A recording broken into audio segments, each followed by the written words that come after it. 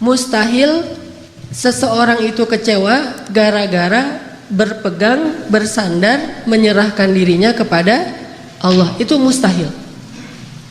Bukan seperti itu sunnatullah. Karena siapapun yang berserah diri kepada Allah, maka dia telah berpegang kepada tali yang paling kokoh. Wa man yuslim wajhahu ila Allah, wa man yuslim wajhahu ila Allah wa huwa muhsin faqad istamsaka bil urwatil wuthqa wa ila Allahi aqibatul umur. Siapa yang menyerahkan dirinya kepada Allah dan dia senantiasa berbuat baik, maka sesungguhnya dia telah berpegang kepada tali yang paling kokoh, dan kepada Allah segala urusan dikembalikan. Jadi nggak ada orang yang kecewa kalau dia berpegang kepada Allah. Masalah apapun, masalah rezeki, masalah jodoh, terutama yang kedua. Kalau kita bergantung kepada Allah dalam urusan jodoh, maka insya Allah kita nggak akan kecewa. Mak comblang yang paling baik itu adalah Allah. Kalau mak comblangnya ustadz, kadang-kadang ngecewain. Ustadz, ini CV saya. Oh ya, kriteria yang kamu cari seperti apa? Saya mah nggak susah-susah ustadz, standar-standar aja. Ya standar yang gimana? Yang tingginya 180, yang kulitnya bening, sampai kalau minum kelihatan airnya ngalir gitu. Transparan. Kemudian yang hidungnya seperti pedang, yang matanya seperti bidadari. Tahu mata bidadari? Belum. Besar dan sayu, tapi nggak belok. Belok apa teh? Sudah pernah lihat Ustaz? Ada di rumah saya. Oh iya. Nah ini kriterianya. Terus kata Ustadz, kalau yang kayak gitu Ustadz juga mau gitu ya. Akhirnya pas ketemu Ustadznya duluan yang ta'arufan. Ini kalau mak comblangnya manusia, tapi kalau mak comblangnya Allah jauh lebih meyakinkan dan gak bakalan kecewa. Dengan kriteria apapun, wa huwa ala kulli syai'in qadir. Dan kalau Allah menjanjikan yang baik akan ketemu dengan baik, pasti innahu la yukhliful mi'ad. Allah tidak pernah mengingkari janjinya. Masalah apapun kita harus mengandalkan Allah. Coba deh selalu ngandelin Allah. Bahasa gampangnya gini, udah tenang aja, ada Allah. Itu. Dan kalau kita sudah melibatkan Allah, la yudayya'akallahu idzan. Itu pasti Allah nggak bakalan ngecewain kamu. Kalau udah ngandelin Allah, ini gimana nih? Udah tenang aja, ada Allah. Allah tidak akan mengecewakan. Salah satu kalimat udah tenang aja ada Allah adalah la tahzan, innallaha ma'ana. Kalau kita ada teman lagi galau gitu, terus kita bilang, la tahzan, innallaha ma'ana. Apaan tuh? Kan dia bingung. Mending kita terjemahin aja. Gak harus persis kalimat la tahzan, innallaha ma'ana. Karena kalau kita baca hadis ada tambahan lagi tuh. Kata Nabi kepada Abu Bakar, ma dhannuka bisnain, Allahu thalithuhuma. Ya Abu Bakar, kenapa kamu berpikir kita cuma berdua padahal Allah yang ketiga? Kalau dalam ayat la tahzan, innallaha ma'ana. Kalau bahasa kita, Wallace bro, Wallace, tenang aja, ada Allah. Santai bro, karena ada Allah. Itu bahasa Arabnya la tahzan, innallaha ma'ana. Andalin Allah dalam masalah kita. Ada masalah apapun, serahin aja sama Allah. Bismillah, la haula wala quwata illa billah. Bahkan kadang-kadang hanya dengan berzikir la haula wala quwata illa billah, Allah kasih keajaiban yang luar biasa. Karena setelah seseorang bersandar kepada Allah, la yudayya'anallahu idzan, pasti Allah nggak akan ngecewain. Coba teman-teman bayangin, Nabi itu udah ikhtiar habis-habisan. Ketika beliau mau hijrah ke Madinah, beliau tidak langsung menuju ke arah Madinah, tetapi malah menuju ke arah yang berlawanan dengan kota Madinah untuk menghindari pengejaran dari orang-orang kafir Quraisy. Yang kemudian beliau menginap beberapa malam di dalam Gua Thur. Sebetulnya kalau mau disebut lebih pantas bukan gua, tetapi lubang, karena kecil sekali. Dan kemudian beliau meminta tolong kepada keluarga Abu Bakar untuk membawakan makanan setiap hari, yang waktu itu dibawa oleh Asma bintu Abi Bakr yang sedang hamil 7 bulan. Naik turun gunung untuk bawa makanan kepada Rasulullah. Kemudian anak laki-laki Abu Bakar menghilangkan jejak dan mencari berita. Ikhtiar yang udah maksimal. Tapi qadarullah, ketahuan juga. Ada pembaca jejak yang tahu ternyata Muhammad bukan menuju ke arah kota Madinah, tetapi berlawanan, sehingga mereka mengejar Rasulullah sampai di mulut gua. Di sini ada pelajaran, gimana pun hebatnya ikhtiar kita, selalu ada celah untuk bisa gagal. Walaupun tetap kita harus berikhtiar, tetapi tidak akan pernah sempurna dengan hanya ikhtiar logika kita. Akhirnya musuh berada tepat di mulut gua, yang kemudian kalau ada sebuah riwayat hadis, walaupun sebagian ulama mengatakan ini riwayat yang kurang kuat, bahwa ada laba-laba membuat sarang di mulut gua, sehingga orang-orang berpikir gak mungkin manusia masuk tanpa merusak sarang laba-laba. Ada lagi hadis yang mengatakan ada merpati yang membuat sarangnya juga di mulut gua. Gak mungkin orang masuk tanpa merusak sarang merpati, dan seterusnya. Tetapi di atas semua itu, Allah Subhanahu wa Ta'ala lah yang menjadikan pandangan mereka tidak mengarah kepada Rasulullah Sallallahu Alaihi Wasallam dan Abu Bakar. Ketika mereka berada tepat di mulut gua, kalau mereka mau ngelihat ke bawah sedikit saja melongo, itu sudah kelihatan Rasulullah dengan Abu Bakar. Tetapi Allah palingkan wajah mereka. Mereka melihat ke seluruh penjuru kecuali ke bawah kaki mereka. Sampai Abu Bakar udah khawatir sekali. Kalau bahasa kita mungkin udah galau berat nih. Kemudian Abu Bakar mengatakan, ya Rasulullah, kalau mereka ngelihat ke bawah nih pasti kita ketahuan. Abu Bakar tidak takut kepada mereka. Abu Bakar khawatir terhadap keselamatan kekasih beliau, yaitu Rasulullah. Bukan Abu Bakar yang penakut, apalagi Rasulullah. Hanya khawatir terhadap Rasulullah. Jangan-jangan kan kalau ketahuan Rasulullah akan disakiti. Dan Abu Bakar nggak rela banget Rasulullah ada yang menyakitinya. Sehingga Abu Bakar galau berat, khawatir sekali. Dan dengan tenang Nabi mengatakan, ma dhannuka bitsnaini ya Abu Bakar. Kenapa kamu pikir kita hanya berdua? Allahu tsalitsuhuma, la tahzan, innallaha ma'ana. Dengan kalimat itu, akhirnya musuh tidak melihat ke arah mereka dan Allah berikan keselamatan bagi mereka. Ini kalau kita bersandar kepada Allah. Setelah selesai Rasulullah dan Abu Bakar menginap beberapa malam di Gua Thur, lalu melanjutkan perjalanan ke kota Madinah, ternyata pengejaran terhadap Rasulullah itu belum selesai, belum berhenti. Muncullah seorang pembaca jejak baru namanya Suraqah bin Malik. Masih kafir, dan dia mengejar hadiah 100 ekor onta dari Abu Jahal kalau dia dapat membawa pulang Muhammad hidup atau mati. 100 ekor onta. Teman-teman tahu harga 1 ekor onta? 1 ekor onta itu kalau onta yang dipakai berdagang, bukan onta yang dipakai nyembelih. Kalau yang dipakai nyembelih paling 40 juta, 50 juta. Kalau yang dipakai untuk perjalanan berdagang, 1 ekornya itu 300 juta. 1 ekor ontanya 300 juta, jadi puluhan miliar. Sehingga orang Arab di Saudi, di Irak, di Emirat dengan menjual 2 ekor onta atau 3 ekor onta, mereka bisa beli Alphard. Jadi biasa bagi mereka. Jual 10 ekor onta, beli Ferrari. Kalau kita nabung sampai meninggal, akhirnya jadi warisan, ditabung lagi nggak dapat. Jual kambing, jual sapi, jual segala macam. Karena onta itu harganya mahal, apalagi onta merah bisa sampai 700 juta.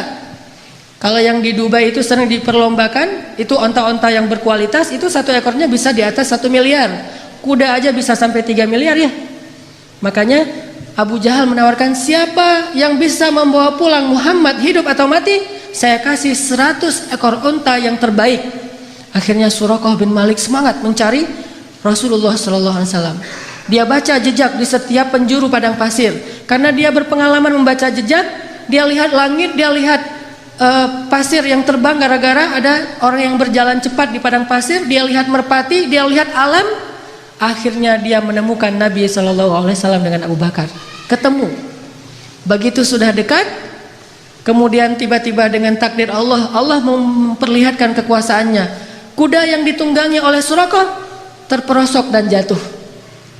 Kemudian Suraqah bangkit, naik lagi ke atas kudanya, dan kudanya tidak mau berjalan.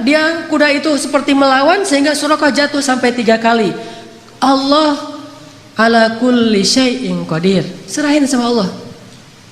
Akhirnya Suraqah berjalan kaki, nggak menyerah. Kudanya nggak mau jalan, dia nggak pundung, dia nggak menyerah. Akhirnya dia jalan kaki. Dia kejar Rasulullah dengan berjalan kaki. Setelah mendekat kepada Rasulullah, tiba-tiba Rasulullah mengatakan, ya Suraqah, bagaimana pendapat kamu kalau kamu memakai pakaian khusus Raja Persia? Kata dia, pakaian Raja Persia? Ya, kata Rasulullah. Mau, kata Suraqah. Kata Rasulullah, kalau begitu halaulah orang-orang yang ingin mengejar kami. Kelak kamu akan memakai pakaian Persia, Raja Persia. Sehingga akhirnya Allah Subhanahu wa taala membolak-balikan hati manusia. Yang tadi marah kepada Rasulullah, benci kepada Rasulullah, ingin mengambil keuntungan dari menangkap Rasulullah, Allah balikkan hatinya tiba-tiba menjadi pendukung Rasulullah SAW. Walaupun belum beriman, tapi dia mendukung Rasulullah. Dia lupa dengan 100 ekor onta. Coba bayangkan secara logis, 100 ekor unta itu sudah jelas. Yang menawarkannya Abu Jahal, orang paling kaya di Mekah. Sedangkan pakaian Persia yang nawarinya seorang laki-laki yang bahkan dari kampung halamannya aja terusir. Dan bagaimana dia akan berikan jubahnya Raja Persia kecuali dengan cara menaklukkan negeri Persia. Dan bagaimana dia akan menaklukkan Persia sedangkan di rumahnya aja, di kampungnya aja dia dalam keadaan lemah dan terusir. Ini kan gak logis. Kok bisa Suraqah percaya sama Muhammad yang dalam keadaan terusir, memberi janji yang aneh, tapi dia meninggalkan janji-janji Abu Jahal 100 ekor unta yang paling realistis.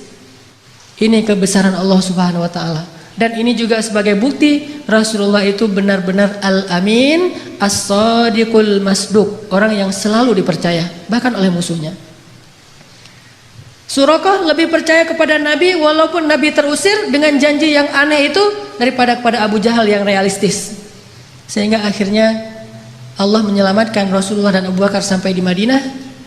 Selang beberapa tahun setelah Nabi SAW wafat, pada masa kekhalifahan Umar bin Khattab, akhirnya Islam berhasil membebaskan Persia dan menaklukkan kerajaan-kerajaan yang zalim di sana. Lalu salah satu ghanimah harta yang dibawa dalam peperangan itu adalah jubahnya Raja Persia, dibawa ke Madinah. Ketika jubah Raja Persia sampai di Madinah, diserahkan kepada Umar. Umar teringat dengan janji Nabi, sehingga Umar bertanya, Aina Suraqah? Di mana Suraqah bin Malik? Ternyata Suraqah sudah masuk Islam. Kemudian dia datang, saya ya Amirul Mukminin, saya Suraqah, udah tua dia.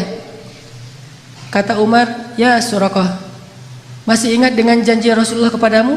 Suraqah bingung, janji yang mana? Dia udah lupa dengan janji Nabi.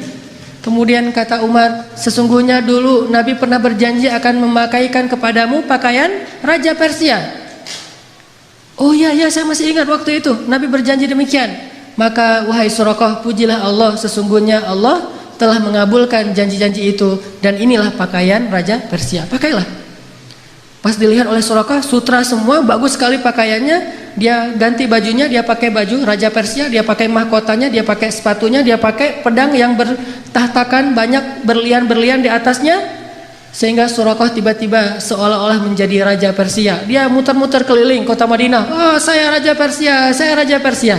Sehingga semua orang tertawa terhadap Suraqah, dan mereka bersyukur kepada Allah Subhanahu wa taala yang telah menepati janjinya melalui lisan Nabi sallallahu alaihi wasallam. Muhammad sallallahu alaihi wasallam. Libatkan Allah dalam urusan kita, enggak bakalan kecewa. Pakai Allah, andalkan Allah, berserahlah kepada Allah dalam urusan kita, sepele apapun. Bukankah Nabi mengatakan, mintalah kepada Allah walaupun cuma garam? Masak, aduh garam habis, Allah garam, gitu. Saya dulu ketika sempat dulu ikut jamaah tablik ketika saya masih SMA, ada satu hal yang saya belajar dari jamaah tablik waktu itu tentang nggak boleh minta sama manusia. Jadi kita kalau jemaah tabligh itu makan kan di talam gitu ya, makan bareng-bareng rame-rame gitu, satu talam ada 5 orang. Nah, yang petugas khidmatnya membagi-bagikan lauk setelah nasinya ditaruh di talam, kemudian lauknya dibagi-bagiin. Ada ikan, ada sayur segala macam. Setelah selesai dibagi-bagikan, karena mungkin jumlah pesertanya banyak, lauknya sedikit, akhirnya dibaginya sedikit-sedikit. Pas kita lagi makan, ikannya habis, maka kalau pengen minta tambahan ikan, nggak boleh minta kepada petugas, mintanya ke Allah. Jadi itu SOP di jamaah tabligh yang dulu saya pernah ngalamin. Kalau ada masalah mintanya ke Allah. Jadi kalau kita kurang lauk, Allah, ikan ya Allah. Akhirnya dia dengar, oh ikan datang, Masya Allah, Allah datangkan ikan gitu. Walaupun agak lucu, tetapi sebetulnya ini mengajari tentang berharap kepada Allah. Memang lucu sih awalnya, tapi lama-lama benar-benar kerasa di hati. Begitu kurang sedikit, Allah, ini sayurnya kurang sedikit ya Allah, maaf ya Allah. Akhirnya datang sayur, Masya Allah, Alhamdulillah gitu. Sampai ada teman yang lagi masak, dan dia emang chef yang udah hijrah, kemudian ikut kayak jamaah tabligh gitu. Masakannya enak. Teman-teman yang lain nanya, ini cara masaknya gimana kok enak banget? Oh gampang masaknya. Gimana? Siapkan sayur segala macam, udah gitu masukkan ke dalam air, setelah itu beri garam sedikit, kemudian minta kepada Allah, ya Allah kasih enak ya Allah. Nanti Allah kasih enak. Ternyata tipsnya adalah minta kepada Allah, walaupun dia mungkin punya bumbu rahasia, tapi dia nggak mau bicara tentang asbab, dia mau bicara tentang hakikat. Minta sama Allah buat enak, sehingga Nabi mengatakan, mintalah kepada Allah walaupun cuma garam. Mintalah kepada Allah walaupun cuma garam. Bercermin habis mandi, aduh ya Allah jerawat, gimana ya biar ini hilang. Minta sama Allah jerawat, minta ke Allah untuk dihilangkan. Siapa ada sahabat yang penyakit kulit terus minta kepada Allah dihilangkan? Tabi'in maksudnya. Uwais Al-Qarani yang menggendong ibunya kemana-mana. Dia punya penyakit kulit di seluruh tubuhnya, terus dia berdoa, ya Allah hilangkan penyakit kulit saya, sembuhkan saya, kecuali sebagian kecil saja di bagian pusar. Jadi ada syarat buat dia dalam berdoa, hilangkan semuanya kecuali sebagian di perut. Kenapa? Supaya kalau saya lihat bekas sakit di perut ini, saya teringat dengan nikmat bahwa Engkaulah yang menyembuhkan. Tiba-tiba sembuh semuanya kecuali di bagian perut. Sehingga Nabi berkata, sesungguhnya sebaik-baik tabi'in adalah Uwais Al-Qarni. Padahal Nabi nggak pernah ketemu Uwais, tapi tahu namanya dan memberi berita tentang dia. Ini mungkin satu-satunya tabi'in yang disebut namanya oleh Nabi. Nggak ketemu tapi kenal. Mukjizat. Sebaik khairut tabi'in Uwais Al-Qarni. Sebaik-baik tabi'in Uwais Al-Qarni. Kalau kalian sempat temuilah dia, ciri-cirinya dia punya bekas penyakit kulit di perutnya. Dia orang yang tidak dikenal di negerinya. Dan mintalah doa dari dia, sesungguhnya doa Uwais tidak ditolak oleh Allah Subhanahu wa taala. Jadi masalah sepele apapun minta sama Allah. Makanya dalam Islam kita mengenal doa sehari-hari. Mau keluar, bismillahirrahmanirrahim, Allah, la haula wala quwata illa billah. Tambah dengan doa syafaat. Mau makan, bismikallahumma amutu wa ahya. Ya, salah. Jadi tidur gitu.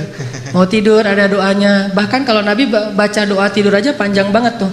Allahumma alja'tu dhahri ilaik wa fawattu amri ilaik, dan seterusnya dan seterusnya. Amantu bi kitabikal ladzi anzalt wa bi rasulikal ladzi arsalt bismikallahumma amutu wa ahya. Mungkin kalau kita nggak hafal, ya udah bismillahirrahmanirrahim aja gitu. Standar lah ya. Kemana-mana bismillahirrahmanirrahim, la haula wala quwata illa billah. Pokoknya ada masalah apapun libatin Allah. Kalau bahasa sosial media, jangan lupa nge-tag Allah. Jangan lupa nge-mention Allah. Gimana nge-tag Allah sama nge-mention Allah?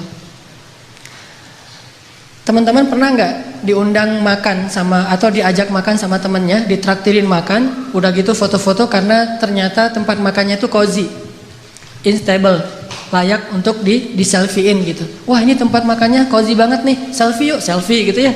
Udah selesai selfie, udah gitu kita posting.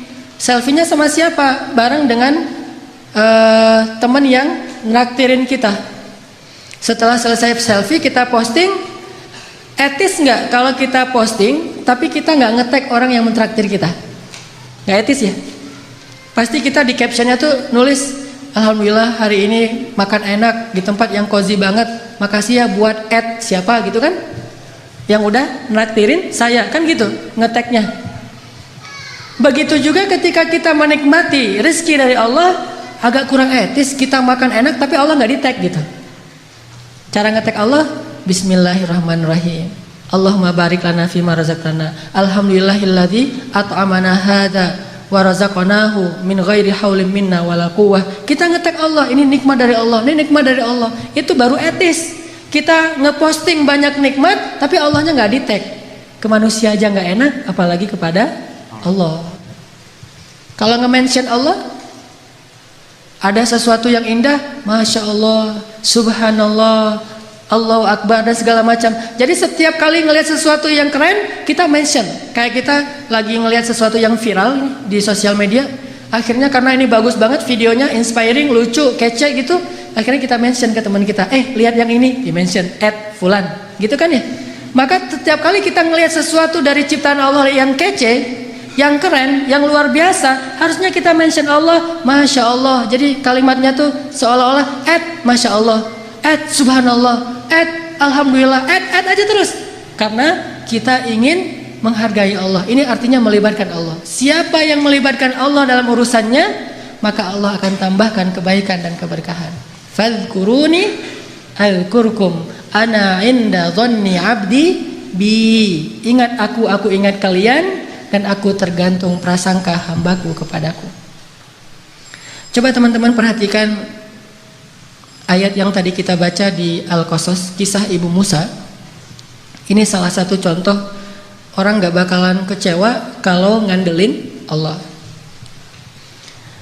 Jadi ceritanya Fir'aun itu bikin peraturan, keputusan presiden, bahwa kalau Bani Israel melahirkan bayi laki-laki bakal dibunuh. Sejak ketahuan bayi laki-laki lahir, langsung diambil sama prajurit. Ada yang dibunuh di tempat dengan digorok, ada yang dibakar hidup-hidup, ada yang dibenamkan dalam pasir, ada yang dihanyutkan ke sungai. Bahkan yang lebih menyakitkan lagi, ada yang dijadikan sebagai makanan hewan-hewan peliharaan Fir'aun di istana. Harimau, singa, bayi-bayi Bani Israel. Yudzabbihuna abna'akum wa yastahyuna nisa'akum. Mereka membunuh bayi-bayi laki-laki kalian dan memperbudak perempuan-perempuan kalian. Dan itu ayatnya banyak sekali. Sampai setelah sekian tahun bayi laki-laki Bani Israel terbunuh terus, akhirnya Bani Israel ini kekurangan laki-laki. Karena kekurangan laki-laki yang bekerja di kuli-kuli bangunan segala macam sudah berkurang. Budak-budak sudah berkurang, yang kuat-kuat sudah nggak ada. Akhirnya Firaun mengubah kebijakannya, karena dia juga takut kehilangan budak. Orang Kipti itu nggak mau kerja, orang Mesir asli namanya Kipti, bahasa Inggrisnya Egyptian.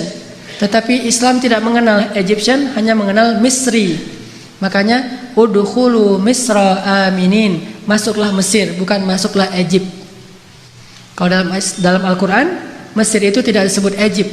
Kenapa orang Inggris nyebutnya Egypt? Karena ingin menghilangkan sejarah Islam dan mengambil sejarah Fir'aun, bahwa yang tinggal di sana itu suku Kipti atau Egyptian.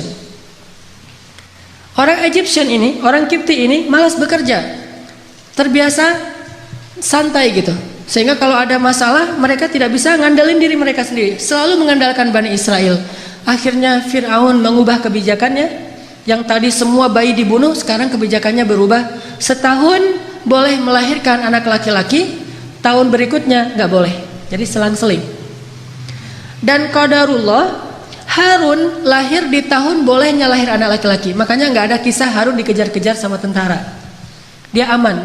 Begitu dia lahir, oh ini tahun yang boleh lahir anak laki-laki, tumbuh tanpa ada ancaman. Kakaknya Musa. Sedangkan Musa lahir di tahun nggak boleh lahir anak laki-laki. Sehingga saat Musa lahir, ibunya langsung bingung, ini bagaimana menyelamatkan bayi ini. Saya nggak rela kalau bayi ini dibunuh. Ini bayi punya aura yang luar biasa, lebih daripada kakaknya Harun, padahal dua-duanya nabi. Akhirnya Allah ilhamkan kepada ibu Musa, lewat mimpinya, kemudian Ibu Musa konsultasi dengan ulama-ulama Bani Israel dan ternyata mimpi itu benar. Dia disuruh menghanyutkan Musa ke sungai Nil. Ini tidak logis. Tetapi tidak butuh logis kalau yang menyuruhnya Allah Subhanahu wa taala. Gak harus logis kalau yang menyuruhnya Allah, karena logika atau hukum ilmiah itu adalah ciptaan Allah. Allah bisa melakukan sesuatu dengan hukum ilmiah atau tidak dengan hukum ilmiah, atau bahkan bertentangan dengan hukum ilmiah. Seorang lahir tanpa ayah, tanpa ibu, Adam. Atau tanpa ayah hanya punya ibu, Isa. Atau bahkan seekor onta lahir bukan dari induknya tapi dari batu, untanya Nabi Shalih. Allah bisa melakukan sesuatu sesuai dengan hukum ilmiah, bertentangan dengan hukum ilmiah, atau tidak seperti hukum ilmiah. La haula wala quwata illa billah. Sehingga akhirnya setelah diyakinkan oleh banyak ulama, banyak kiai-kiai Bani Israel, Bu, hanyutkan bayinya ke sungai Nil, serahkan sama Allah, udah biarin aja Allah yang ngurus. Tapi nanti kalau hanyut gimana? Nanti kalau dimakan kuda Nil gimana? Nanti kalau sampai ke Sudan, kan Nil itu panjang ya, melintasi dua negara, Mesir dan Sudan. Tapi kemudian diingatkan lagi, Allah tidak akan mengecewakan. Bukankah Allah mengatakan, kami pasti akan mengembalikannya kepadamu wahai Ibu Musa? Maka la tahzani, jangan khawatir wahai Ibu Musa. Udah gak usah khawatir. La takhafi wa la tahzani, jangan takut, jangan sedih. Jadi kalau kita udah benar-benar bersandar sama Allah, hilang rasa takut yang berlebihan, galau yang berlebihan itu hilang. Jadi orangnya santai, udah tenang aja, ada Allah. Akhirnya Ibu Musa menghanyutkan bayinya ke sungai Nil dengan sebuah tabut kayak keranjang gitu. Dan Allah punya skenario yang sangat unik. Yang tadi dihanyutkan ke sungai Nil menghindar dari Fir'aun, ternyata justru Allah membelokkan keranjang itu masuk ke sebuah selokan yang membawanya ke arus tempat pemandian keluarga Fir'aun. Jadi dihindarkan dari Fir'aun, malah didatangkan kepada Fir'aun. Ini unik skenario Allah. Makanya gak harus logis untuk taat. Taat aja, ntar Allah memberikan kita pemahaman. Logika manusia butuh waktu untuk memahami maksud Allah. Al-Quran aja dibuktikan secara ilmiah kadang-kadang setelah 1000 tahun. Marajal bahraini yaltaqiyan bainahuma barzakhul la yabghiyan. Mungkin para sahabat dulu bingung, mana ada dua laut yang bertemu tapi tidak bercampur. Apakah gara-gara belum bisa difahami, belum logis lantas dibantah? Logika kita itu loadingnya lambat. Butuh waktu 1000 tahun hanya untuk membuktikan kebenaran satu ayat. Coba kalau belum terbukti kita nggak beriman, butuh 1000 tahun. Usia kita cuma 60 tahun. Maka katakan saja sami'na wa ata'na, serahin sama Allah. Allahu a'lam, wallahu ya'lamu wa antum la ta'lamun. Allah tahu, kalian nggak tahu. Malah masuk ke dalam selokan yang membawa Musa kepada keluarga Fir'aun. Ditemukan sama dayang-dayang. Pas dibuka kotaknya ternyata ada bayi yang sehat, yang luar biasa auranya. Semua orang yang lihat pasti jatuh hati kepada bayi ini. Dibawa masuk ke istana, diserahkan kepada istri Fir'aun. Langsung istri Fir'aun jatuh hati. Dan qadarullah, waktu itu istri Fir'aun belum punya anak, sehingga sangat menginginkan anak laki-laki. Dan ini yang paling keren nih. Apa kata istri Fir'aun? Qurratu ainin li walak. Anak ini menyejukkan hati saya dan hatimu wahai Fir'aun. Apa kata Fir'aun? Laki la liya. Menyejukkan hatimu, hati saya tidak, kata Fir'aun. Dari sejak awal juga mereka udah musuhan. Musa juga ngelihat Fir'aun, ntar lihat aja. dari bayi. Cerdas ini bayi. Jadi dari bayi juga udah tahu, ini bakalan musuh saya. Dan itu sahih beritanya. Apa sahihnya? Sampai suatu malam ketika Asia gendongin Musa ngeklek gitu ya, ketawa sama Asia, sama istri Fir'aun, ibu angkatnya. Sedangkan Fir'aun dari kejauhan dia aja nggak mau dekat-dekat, karena Fir'aun tahu bahwa ini bayi Bani Israel yang dilempar ke sungai Nil gara-gara takut dibunuh. Dia nggak rela, cuman karena dia terlalu sayang sama istrinya yang cantik dan tidak punya anak, dia sabar. Nanti kalau udah gede bakalan dibunuh, itu rencana Fir'aun. Sehingga akhirnya Asia bilang pada Fir'aun, ya Azizi, itu panggilan Fir'aun dari istrinya, wahai suamiku tercinta, ya Azizi, coba kamu gendong bayi ini, dia lucu loh. kamu selama ini mungkin belum pernah coba aja, coba gitu. Diantarkan kepada Firaun. Kata Firaun, moh gitu ya. Bahasa Arabnya moh. Enggak gitu. Enggak, kamu coba aja. Akhirnya karena dipaksa sama istrinya, dia pegang sama Firaun. Begitu dipegang, Musa yang tadi ngeklek, ketawa, tiba-tiba cemberut. Tadi ini orang wajah Firaun gitu kan, musuh saya. Langsung berubah wajahnya Musa, sehingga Firaun nanya pada Asia, ya Asia, ini kenapa dia tiba-tiba kok cemberut sama saya? Kata Asia, mungkin kalian belum terlalu dekat, coba kamu dekap lagi, kan ini baru pertama digendong. Oh gitu, didekapin. Pas udah didekapin agak dekat ke wajahnya Firaun, Musa mengambil janggut Firaun, ditarik sampai copot janggutnya tercabut janggutnya Firaun. Orang zaman dulu raja-raja kan janggut Firaun tuh panjang yang terbentuk gitu kan ya, yang kayak kotak gitu. Itu ditarik sama Musa, banyak dari janggut-janggut Firaun itu sampai tercabut, rontok dan mengeluarkan darah, sehingga Musa dilempar oleh Firaun karena Firaun marah kepada Musa. Dari kecil juga mereka udah musuhan. Dan Musa itu dari kecil juga lebih daripada Hercules, udah punya kekuatan. Nabi paling kuat tuh Musa. Pas dilempar, akhirnya Asia sedih mengambil bayinya, didekap. Musa nangis seperti bayi biasanya. Firaun mengatakan, besok akan saya bunuh nih bayi. Ternyata dia benar nih, seperti dalam mimpi saya. Anak ini yang sepertinya akan mengganggu kekuasaan saya. Besok harus saya bunuh. Kata Asia, jangan, dia kekasih saya, jangan segala macam. Sekarang Firaun sudah murka. Akhirnya diumumkanlah ke seantero Mesir bahwa besok dia akan membakar hidup-hidup seorang bayi Bani Israel di depan orang banyak sebagai pelajaran. Terkumpullah orang di lapangan besar di depan istana. Pada subuh hari itu Allah memberi ilham kepada Asia sebuah ide. Begini cara Allah menolong hambanya. Ketika mau dibunuh oleh Firaun, Asia bilang gini, wahai Azizi, saya ingin sebelum engkau menyakiti anak ini, kita buktikan dulu kejadian semalam itu murni karena memang dia sadar atau karena dia nggak ngerti, anak kecil. Kalau dia nggak ngerti, maafkanlah dia, namanya juga anak kecil. Tapi kalau dia sadar karena memang dia seperti mimpimu, maka silahkan kamu bunuh. Gimana cara ngebuktiinnya? Kata Asia, letakkan bayi ini di tengah, terus di sebelahnya ada bara api, sebelah lagi ada roti dan madu. Bayi ini sudah bisa merangkak. Kalau dia menuju kepada bara api dan memakan bara api itu, berarti dia bayi yang nggak tahu apa-apa, maafkanlah dia. Tapi kalau dia menuju ke madu dan roti, berarti dia bayi yang sudah mengerti, silahkan kamu bunuh dia. Ini mengambil resiko. Dan ini hanya satu-satunya cara terakhir untuk menyelamatkan Musa. Karena dipikir oleh Firaun logis juga, ya sudah, kita coba taruh Musa di tengah, bara api di sebelahnya, kemudian roti di sebelahnya. Musa bangkit dari duduknya, tiba-tiba menuju kepada bara api, diambil dengan tangannya, dimakan oleh Musa. Lalu dia menangis. Sejak saat itu cacatlah lidah Musa. Baru sembuh pas nanti mau berdakwah dan berdoa, Rabbi syrah li sadri wa yassir li amri wahlul 'uqdatam min lisani. Ya Allah, sembuhkanlah kekeluhan di lidah saya. Itu keluh gara-gara waktu bayi makan bara api. Tapi gara-gara makan bara api, akhirnya Firaun sadar, nih bayi emang nggak ngerti apa-apa. Salah dia kalau menarik janggut saya itu karena emang dia nggak ngerti. Akhirnya dibebaskan dan Musa bisa tinggal dan selamat. Begitu cara Allah menyelamatkan. Kita balik lagi ke adegan tadi, ditemukan oleh Asia. Hari pertama ditemukan, Musa nangis di istana karena haus. Udah dari sejak tadi belum minum ASI. Karena haus, akhirnya istana membuat semacam audisi menyusui. Jadi kalau di kita ada audisi Got Talent dalam segala macam, ini Got Talent menyusui. Hadiahnya berkeping-keping uang emas. Siapa yang bisa menyusui bayi istana akan diberikan harta yang sangat banyak. Sehingga banyak ibu-ibu yang ikut audisi, pengen mendapatkan golden ticket. Ngantri ini, wah, selfie-selfian gitu di depan istana Firaun. Wah, ikut audisi gitu ya.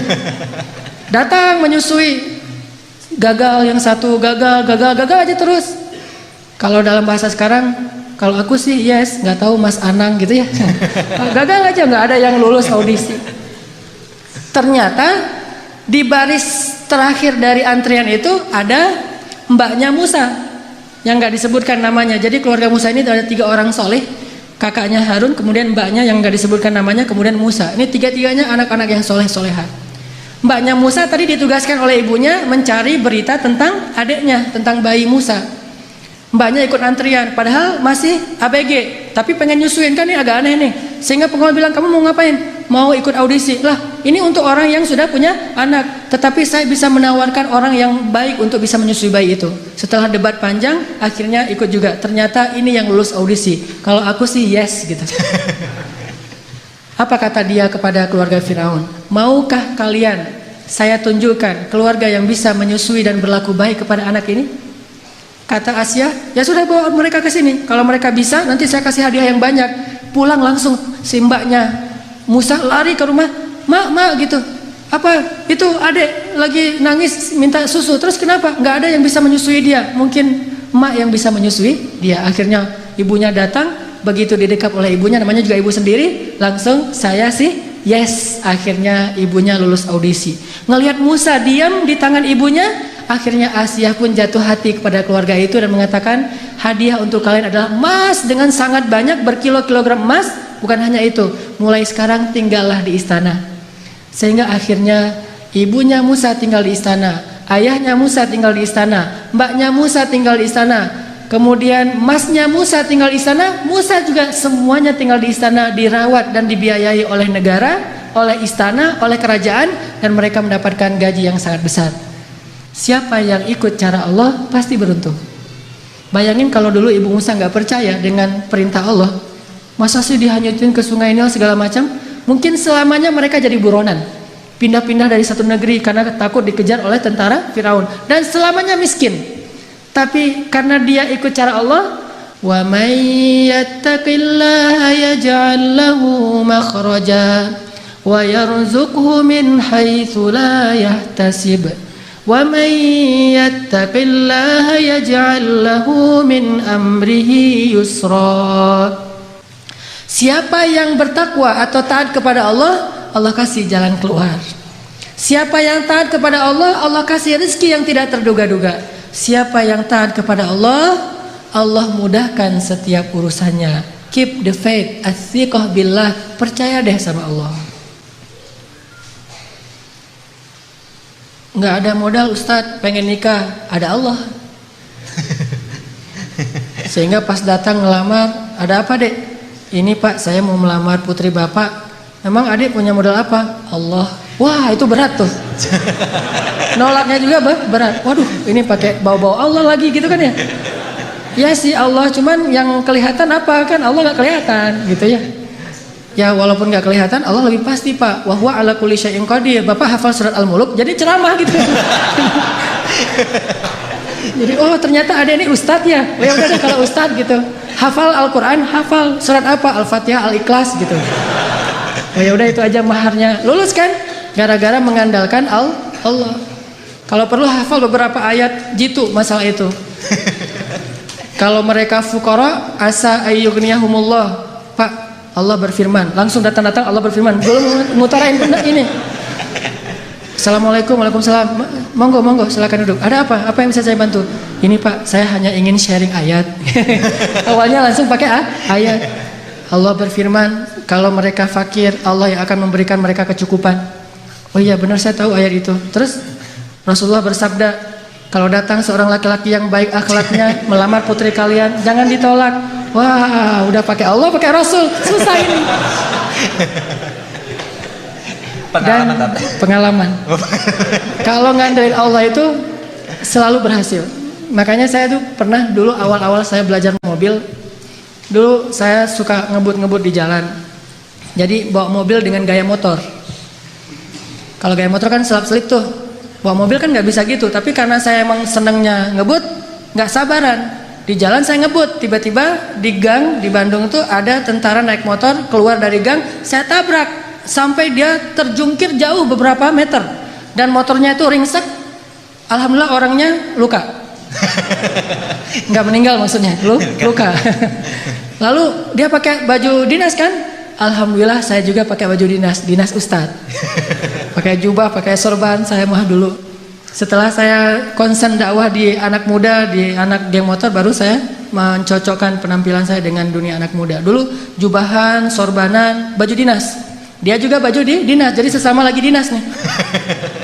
Pas dia Awalnya wajahnya udah merah mau marah, saya keluar dari mobil ngelihat wajah saya, ini kiai kualat nih kalau saya macam-macam. Akhirnya dia terpaksa kalem aja. Aduh maaf saya nggak sengaja ngelihat tiba-tiba keluar dari gang. Oh ya nggak apa-apa, saya mah dinas di situ di Baros, itu salah satu kantornya di Baros saya dinas. Ya saya juga lagi dinas ke masjid. Mau ngajar ada pengajian sore ini. Oh ya udah nggak apa-apa Pak Ustadz, nggak apa-apa gitu. Udah aja. Ini gimana nih motornya? Nah gampang, nanti saya suruh orang untuk ngambil motornya. Udah alhamdulillah saya ganti rugi, dia nggak mau, selamat. Kenapa? Pertama mungkin ya karena Allah masih ingin menyelamatkan saya dari suatu musibah, bukan karena kebaikan saya tapi karena kemahaagungan Allah. Dan di sisi lain mungkin salah satu rahasianya saya baca doa safar sebelum keluar. Soalnya ketika saya beli mobil saya nggak mau pakai asuransi, sehingga karena nggak pakai asuransi doa safarnya lebih serius. Kalau pakai asuransi kan tenang ada asuransi, tapi kalau nggak ada asuransi ada Allah, berarti doa safarnya yang panjang. Bismillahirrahmanirrahim wa mursaha bismillahirrahmanirrahim subhanalladzi sakhkhara lana, panjang setengah jam doa safar doang. Kenapa? Ya Allah ini mah nggak ada asuransi gitu. Jadi karena nggak ada asuransi doanya lebih serius. Kalau ada asuransi ada TLO, ada all risk kan gampang, ntar tinggal diklaim. Intinya karena ngandelin Allah, Allah mudahkan urusannya. Selalu kayak gitu. Kalau melakukan sesuatu karena Allah, selalu Allah mudahkan. Tapi kalau kita tidak melibatkan Allah, bara'atum minallah, Allah berlepas tangan. Dan kalau Allah berlepas tangan, siapa lagi yang bisa memudahkan selain Allah Subhanahu wa taala? Libatkan Allah. Ada seorang sahabat datang ke Nabi, dia bilang gini, "Ya Rasulullah, anak saya ditawan sama musuh." Ternyata anak dia itu ikut berjihad dan ketangkap sama musuh, ditawan. Dan musuh minta tebusan sekian ratus dinar, kalau nggak ditebus akan dibunuh. Dan waktu itu sahabat-sahabat yang kaya banyak yang lagi di luar kota juga lagi diutus untuk dakwah dan jihad, sehingga tidak ada sahabat yang bisa membantu laki-laki ini. Rasulullah juga nggak punya apa-apa, nggak punya harta. Dia datang kepada Rasulullah, "Ya Rasulullah, anak saya ditawan, minta sekian ratus dinar, kalau saya nggak menebus nanti anak saya akan dibunuh. Gimana ini ya Rasulullah? Dia hanya memberi waktu saya 1 hari sampai besok."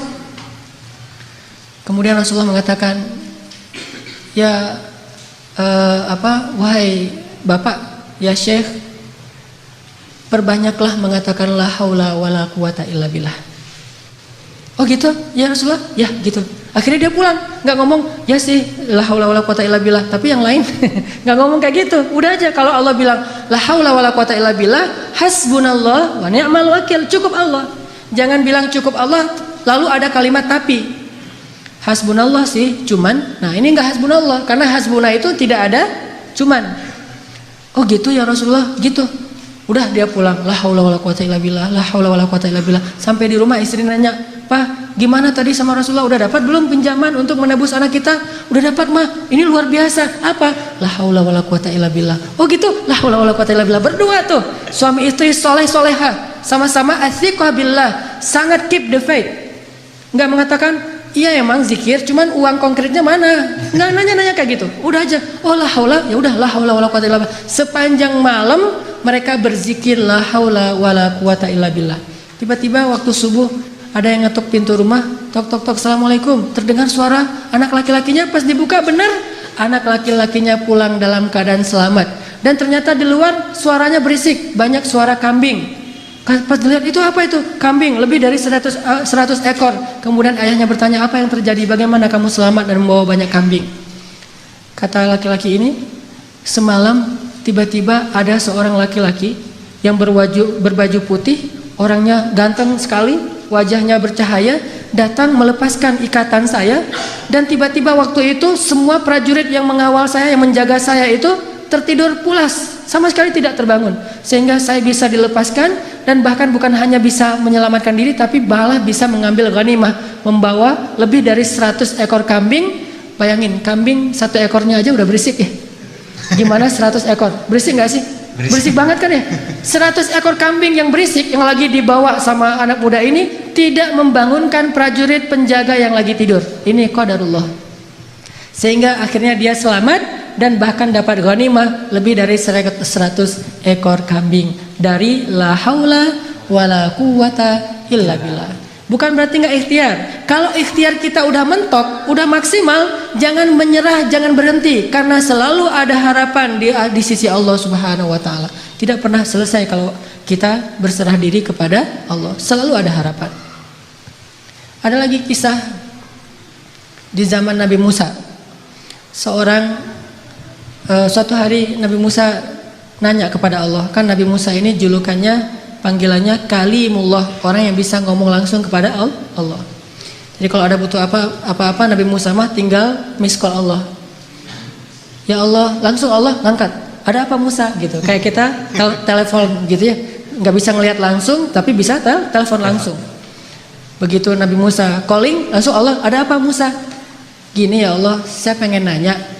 Jadi Musa sering ngobrol sama Allah. Nanya apa?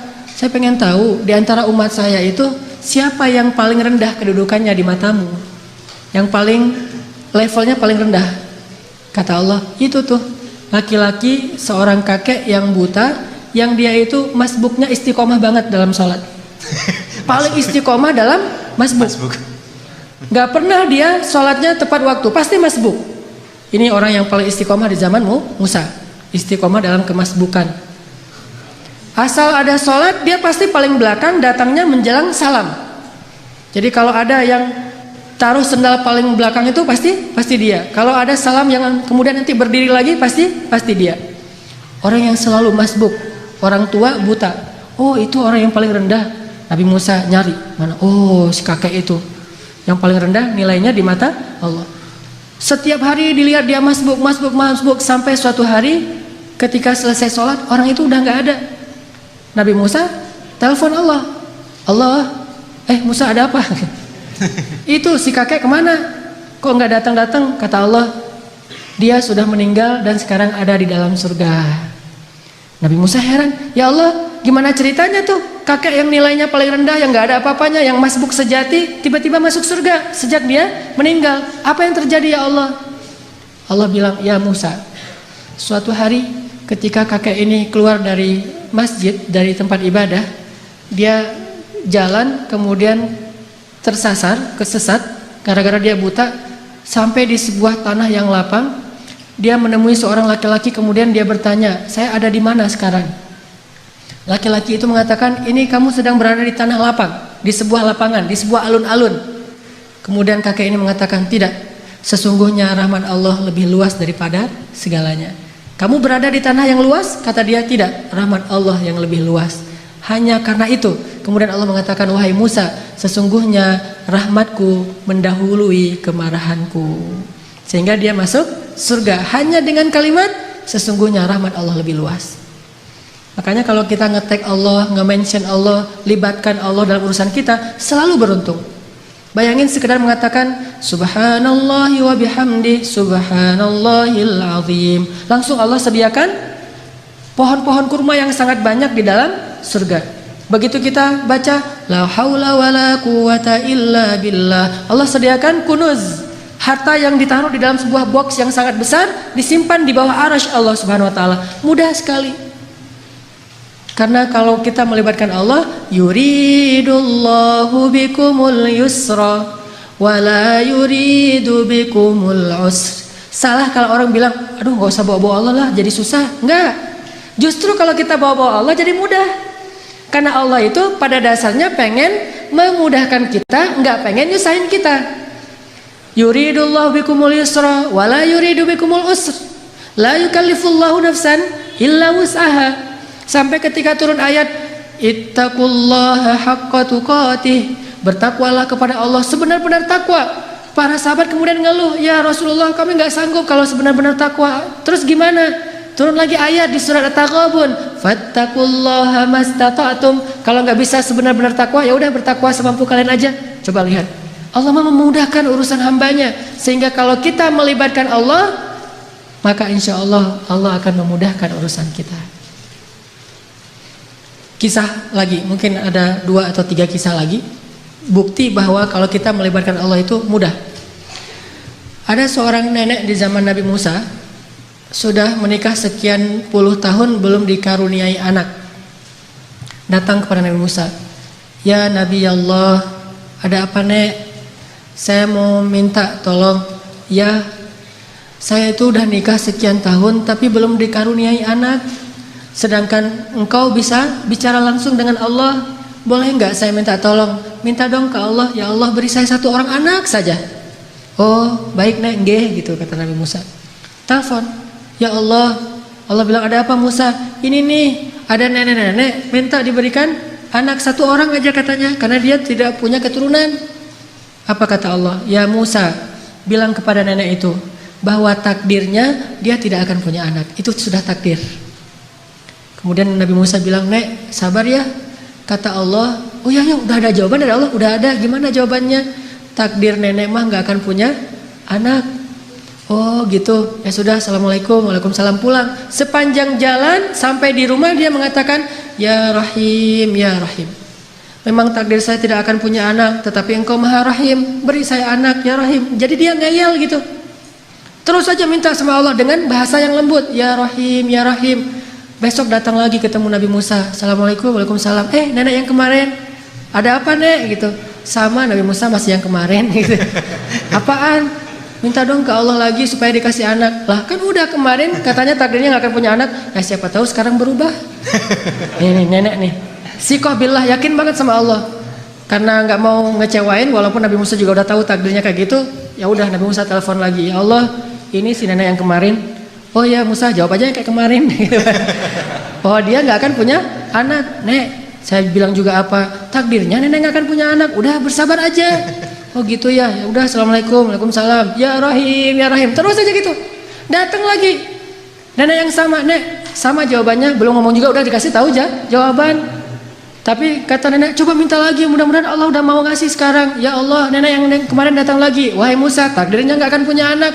Nek, memang udah takdirnya kayak gitu. Sabar aja. Gimana tuh caranya nek? Udah takdir Allah gak akan bisa dirubah. Oh gitu. Ya Rahim, ya Rahim. Pulang terus. Setelah sekian lama gak datang-datang. Setelah beberapa bulan akhirnya dia datang bawa bayi. Gendong bayi datang ke Nabi Musa. Assalamualaikum gitu. Waalaikumsalam. Nenek yang dulu. Ya, terus itu siapa? Anak. Anak siapa? Anak saya. Hah? Ya Allah, ini ceritanya gimana nih? Kok bisa nih nenek punya anak? Nabi Musa nelpon Allah. Gimana nih ceritanya nenek yang takdirnya gak bakalan punya anak tiba-tiba bawa bayi? Kata Allah, ya Musa, setiap kali saya bilang takdirnya gak punya anak, dia bilang ya Rahim, ya Rahim. Dibilang lagi gak punya anak, dia bilang ya Rahim, ya Rahim. Wahai Musa, ketahuilah sesungguhnya rahmat saya mendahului takdir. Sehingga dengan rahmat Allah, Allah mengubah takdir nenek ini yang tadi gak punya anak jadi punya anak. Kalau kita baca hadis-hadis Nabi tentang kisah-kisah para anbiya itu luar biasa. Intinya adalah mereka selalu mengandalkan Allah dan selalu mendapatkan janji-janji yang Allah pernah janjikan kepada mereka. Nggak pernah kecewa. Mungkin cerita terakhir yang sangat populer itu adalah cerita Siti Hajar. Ini bagi saya menakjubkan banget nih ceritanya. Nabi Ibrahim bawa Siti Hajar dari Palestina ke Mekah, melintasi gurun pasir hanya bertiga saja. Ibrahim, Hajar, Ismail kecil. Karena Allah memerintahkan Ibrahim, bawa keluargamu ke sebuah biwadin ghairi dzi zar', kepada sebuah lembah yang tidak ada kehidupan di sana, bawa ke sana. Di Bakkah yang kemudian namanya menjadi Mekah. Akhirnya Ibrahim bilang ke Hajar, Hajar, yuk kita hijrah gitu. Hijrah kemana mas? Hajar nggak nanya-nanya hijrah kemana, udah aja, oh hijrah ya, sami'na wa ata'na. Di bawah gitu jalan kaki melintasi padang pasir, berhenti sebentar di rest area, makan minum seadanya, lanjut lagi. Nggak pernah nanya, mas ini kemana sih kok nggak sampai-sampai? Nggak pernah Hajar nanya kayak gitu. Atau nggak pernah juga dia bilang, mas turunin saya aja di mall itu nanti dijemput lagi. Nggak ngomong nurunin di mall mana, di rest area mana, di masjid mana, ntar kalau udah beres urusannya baru jemput lagi. Nggak, sami'na wa ata'na. Ini istri soleha banget, ikut aja gimana kata suami.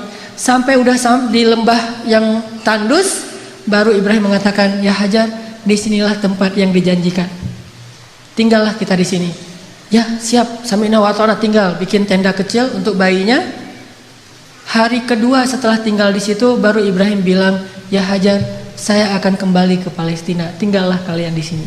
Baru setelah sekian lama Hajar diam, kali ini Hajar udah gak kuat untuk diam, baru dia nanya, Ya Ibrahim, engkau tinggalkan kami di sini bersama seorang bayi dan tidak ada siapa-siapa, bahkan air dan kehidupan pun tidak ada di sini, wahai Ibrahim. Bagaimana engkau akan tinggalkan kami? Ibrahim gak tega untuk menjawab. Akhirnya Ibrahim pergi aja tanpa berbicara. Karena Ibrahim pergi, akhirnya Hajar mengganti pertanyaannya. Dan pertanyaan kedua ini lebih benar dari pertanyaan pertama. Kalau pertanyaan pertama, gimana engkau meninggalkan kami sendiri? Pertanyaan yang keduanya adalah Hajar tanya kepada Ibrahim, ya Ibrahim, Allahu amaraka bihadza? Apakah Allah yang menyuruhmu melakukan ini? Ibrahim mengangguk, ya ini perintah Allah. Apa kata-kata Hajar? La yudayyi'anallahu idzan. Kalau begitu, pergilah wahai suamiku, Allah tidak akan mengecewakan kami. Ini namanya keep the faith. Kalau udah libatin Allah, berubah semuanya. Kalau tadi khawatir, galau, sedih, takut, tapi begitu nanya Allahu amaraka bihadza, yang menyuruh kamu melakukan ini wahai Ibrahim? Ya, kata Ibrahim, la yudayyi'anallahu idzan. Kalau gitu pergilah wahai suamiku, Allah tidak akan mengecewakan kami. Jadi kalau ada suami pergi tiba-tiba, kemana mas? Itu pertanyaannya salah, nggak usah dijawab. Tapi kalau nanyanya, mas ini Allah yang nyuruh, ya, oh pergi aja. Nggak apa-apa juga sebulan, setahun, Allah tidak akan mengecewakan kami. Kemana ternyata? Ikut taklim, ikut mungkin ada itikaf di mana. Kalau Allah yang nyuruh, maka istri akan tenang. Tapi kalau bukan Allah yang nyuruh, ini kenapa mas kok pergi, Allah yang nyuruh? Bukan tuntutan sosial media. Ada yang lagi harus saya selesaikan, ada yang jadi selebgram, saya pengen deketin. Nah, ini baru namanya perlu khawatir. Tapi kalau Allah yang nyuruh, insya Allah aman. Pergilah wahai Ibrahim, Allah nggak akan ngecewain kami. Ibrahim pergi, kemudian kita tahu adegannya, ternyata kehabisan air, Ismail nangis-nangis, Hajar lari antara Safa dan Marwah. Allah nggak mengecewakan mereka dan memberikan air yang tidak pernah berhenti mengalir sampai hari ini. Dan itu air mukjizat banget loh. Gimana mukjizat? Kalau lagi banyak jamaah haji atau umroh di Mekah, air itu tidak akan kekurangan. Setiap hari orang minum air Zam-Zam.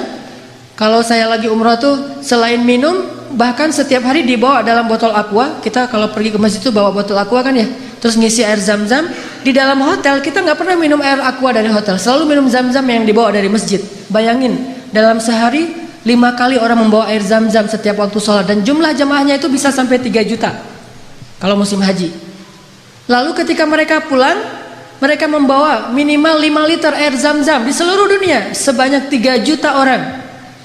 Air Zam-Zam tidak mengering, keluar sebanyak-banyak yang dibutuhkan. Tapi begitu haji selesai, umrah belum dibuka, Mekah sepi. Tidak ada yang umrah kecuali orang lokal saja. Paling-paling ratusan orang, tidak sampai 1000 orang. Tapi walaupun yang datangnya sedikit, yang minumnya sedikit, air Zam-Zam tidak membanjiri kota Mekah. Ini namanya berkah. Kalau butuh banyak keluar banyak, kalau butuh sedikit keluar sedikit. Bukan pas butuh banyak airnya putus, atau pas butuh sedikit airnya jadi banjir, soalnya biasanya keluarnya banyak. Enggak kayak gitu Zam-Zam, sangat berkah. Dan itu gara-gara kata Hajar, la yudayyi'anallahu idzan.